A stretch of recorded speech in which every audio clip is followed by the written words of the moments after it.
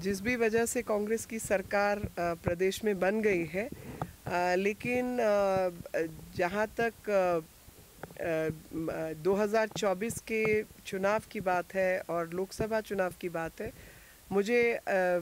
बिल्कुल विश्वास है कि प्रदेश की जनता प्रधानमंत्री मोदी जी के हक में वोट करेगी और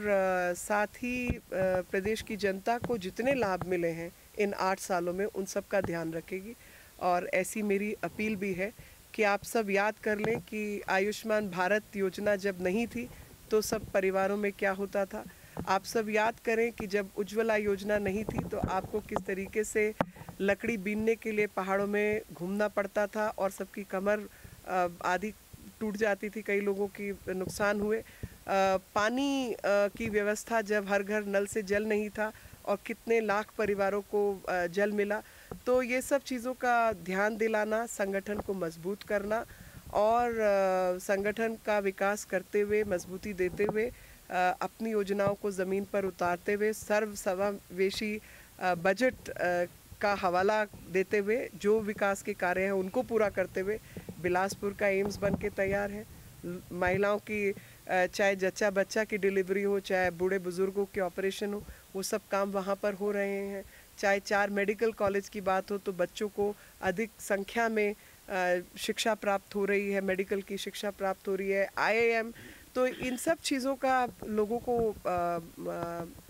ध्यान दिलाना और संगठन को मजबूत करना, यही हमारी सोच रहेगी। विपक्ष देखिए, विपक्ष की कामयाबी और निकम्मापन जो है वो सामने आ जाएगा और देश की जनता जो है वो बहुत समझदार है और मुझे लगता है कि देश की जनता को इस बात का बिल्कुल ध्यान रहेगा कि चाहे वो 2014 का चुनाव था, उससे पहले लगातार किस तरीके से इन्होंने प्रधानमंत्री जी को झूठे मूठे आरोप लगाकर जो है बदनाम करने का प्रयास किया, चाहे 2019 का चुनाव था, उस समय पर भी इनकी यही हरकतें थी। अभी 24 नज़दीक आ रहा है और वो देश का बढ़ता हुआ रुतबा और प्रधानमंत्री जी का नेतृत्व से बौखलाए हुए हैं। तो इस तरीके की हरकतें जारी रहेंगी, लेकिन हम भी तैयार हैं इन हरकतों का जवाब देने के लिए और लोगों तक सही संदेश पहुंचाने के लिए।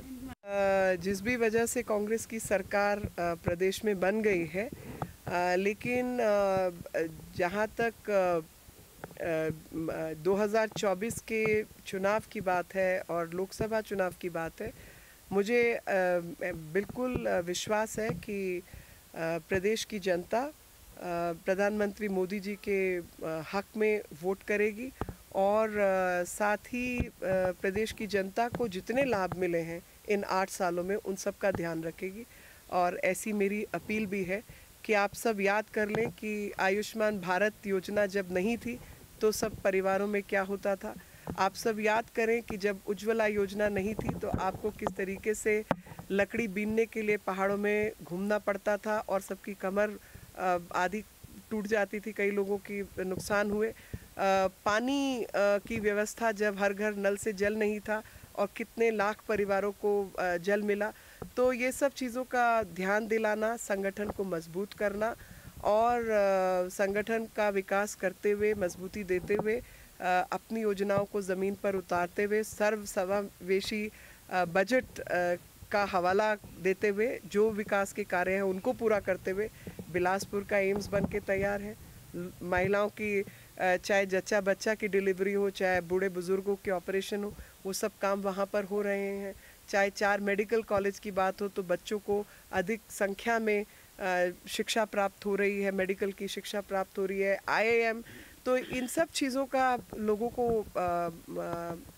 ध्यान दिलाना और संगठन को मजबूत करना, यही हमारी सोच रहेगी। विपक्ष लगातार देखिए, विपक्ष की कामयाबी और निकम्मापन जो है वो सामने आ जाएगा और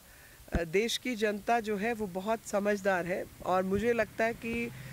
देश की जनता को इस बात का बिल्कुल ध्यान रहेगा कि चाहे वो 2014 का चुनाव था, उससे पहले लगातार किस तरीके से इन्होंने प्रधानमंत्री जी को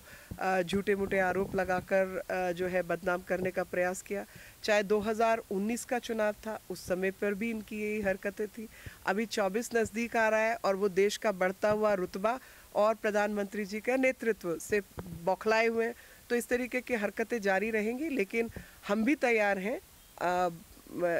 इन हरकतों का जवाब देने के लिए और लोगों तक सही संदेश पहुंचाने के लिए।